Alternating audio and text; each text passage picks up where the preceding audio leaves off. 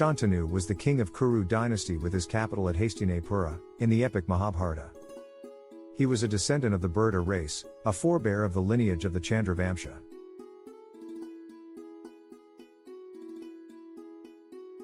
Once in a serene evening, by the Ganga river, Shantanu, clad in royal robes, walking pensively along the bank. The sound of flowing water and soft chants were in the background. It was very pleasant.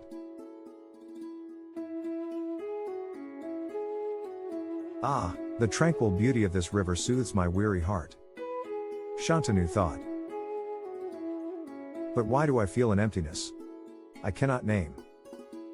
At that very moment, Devi Ganga appears, radiant and ethereal, as if she herself is part of the flowing river. Her presence fills the air with a divine glow. Shantanu thought, who is this goddess?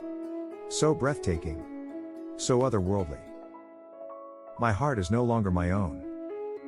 Smiling gently, Ganga said, O King Shantanu, your words honor me. I am Ganga, the river you revere. What brings you here? Shantanu smiled. O Devi, your beauty surpasses the heavens. I am captivated. Will you bless me by becoming my queen? Ganga paused for a while and firmly spoke. O king, I shall be yours. But heed my condition. You must never question or interfere in my actions, no matter how strange they may seem. Promise me this, and I shall be yours. Becoming overwhelmed, Shantanu said, I promise, Devi. I will never question you. After that, they started to live happily. Now, Ganga cradles a newborn child. Shantanu watches with joy, but his happiness turns to horror as Ganga walks toward the river. Shantanu asked her anxiously, My queen, where are you going with our child? Ganga smiled and calmly said, Do not question me, my king. She steps into the river and releases the child into the water. The baby disappears. Shantanu is stricken, but remains silent, recalling his promise. This sequence repeats several times, with Shantanu growing more distressed each time. Now, Ganga holds their eighth child. Shantanu watches, unable to bear it any longer.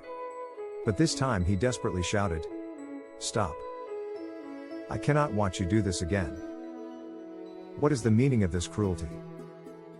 Ganga freezes. Her expression shifts to one of sorrow. And she softly said, O king, you have broken your promise. But you deserve the truth. So listen well.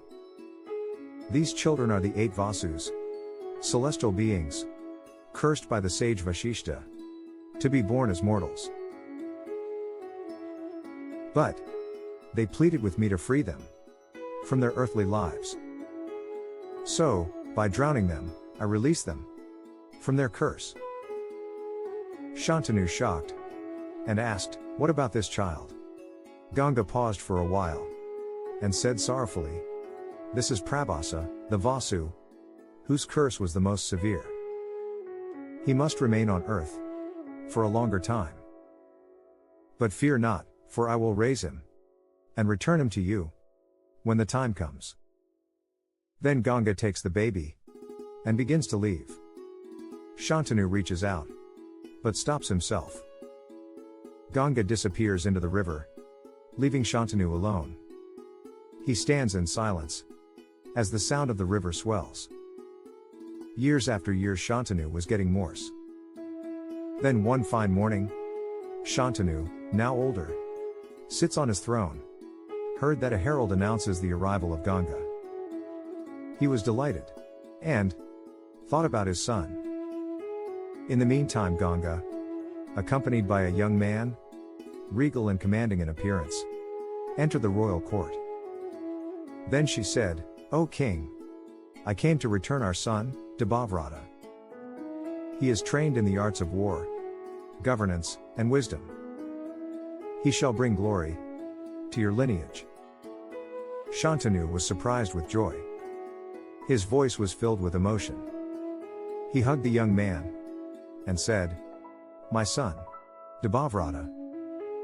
Debavrata kneels before Shantanu, who embraces him. Ganga watches the whole incident with a serene smile. Debavrata said, "Father, I vow to uphold the honor of our family and protect our kingdom with all my might." Ganga took a deep breath and said, "Now, my duty is complete. Farewell, my king." Saying this, she fades away into the ether, as Shantanu and Debavrata look on.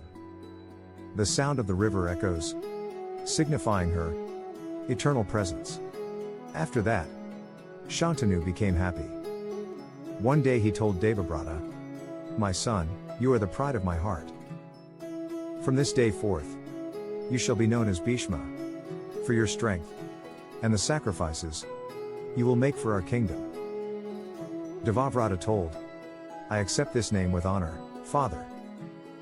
Thus Bhishma was introduced to the world, who was popularly known for his unwavering loyalty, immense wisdom, and unmatched prowess in battle. Bhishma would later play a crucial role in the epic of the Mahabharata.